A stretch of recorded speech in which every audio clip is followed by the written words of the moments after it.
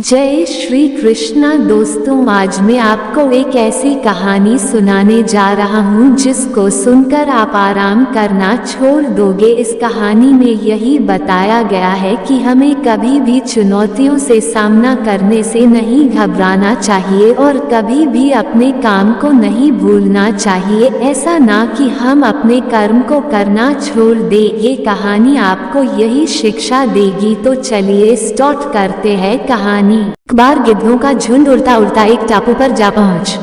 वह टापू समुद्र के बीचों बीच स्थित था। वहां ढेर सारी मछलियां, मेढक और समुद्री जीव थे। इस प्रकार गिद्धों को वहां खाने पीने को कोई कमी नहीं थी। सबसे अच्छी बात यह थी कि वहां गिद्धों का शिकार करने वाला कोई जंगली जानवर नहीं था।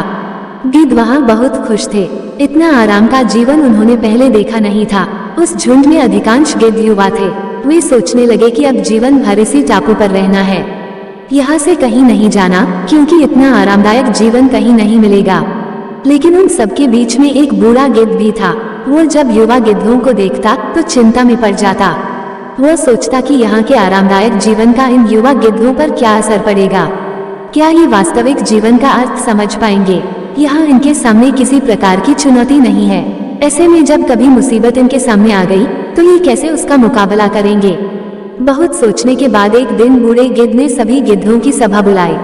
अपनी चिंता जताते हुए वह सबसे बोला, इस टापू में रहते हुए हमें बहुत दिन हो गए हैं। मेरे विचार से अब हमें वापस उसी जंगल में चलना चाहिए जहाँ से हम आए हैं।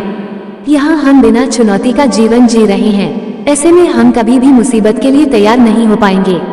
युवा गिद्धों ने उसकी बात सुनकर भी अनसुनी कर दी। उन्हें लगा कि बढ़ती उम्र के असर से बूढ़ा गिद्ध सठिया गया है, इसलिए ऐसी बेकार की बातें कर रहा है। उन्होंने टापू की आराम की जिंदगी छोड़कर जाने से मना कर दिया।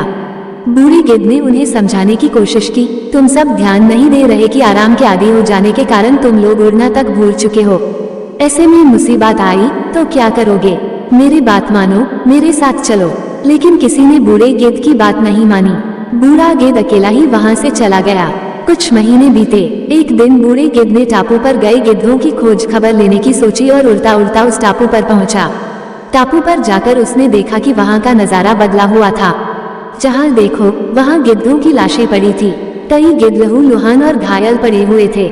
हैरान बूढ़े गिद्ध ने एक घायल गिद्ध से पूछा, ये क्या हो गया?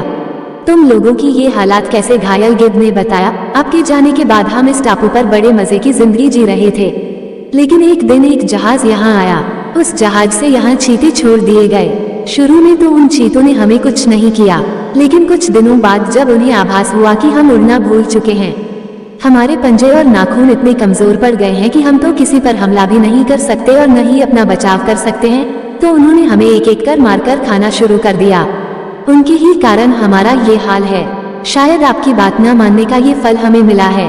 तो दोस्तों, ये थी एक गिद्ध की कहानी। इससे आपको क्या सीखने को मिला? इससे हमें ये सीखने को मिला कि हमें कंफर्ट जोन में जाने के बाद उससे बाहर आना मुश्किल होता है। ऐसे में चुनौतियां आने पर उसका सामना करना आसान नहीं होता। इसीलिए कभी भी कंफर्ट जोन में जाकर खुश ना हो। खुद को हमेशा चुनौतियां देते रहे और हमेशा मुसीबत के लिए तैयार रहे। जब तक आप चुनौतियों का सामना करते रहेंगे, हमेशा आगे बढ़ते रहेंगे। इस कहानी से हमें यही शिक्षा मिलती है।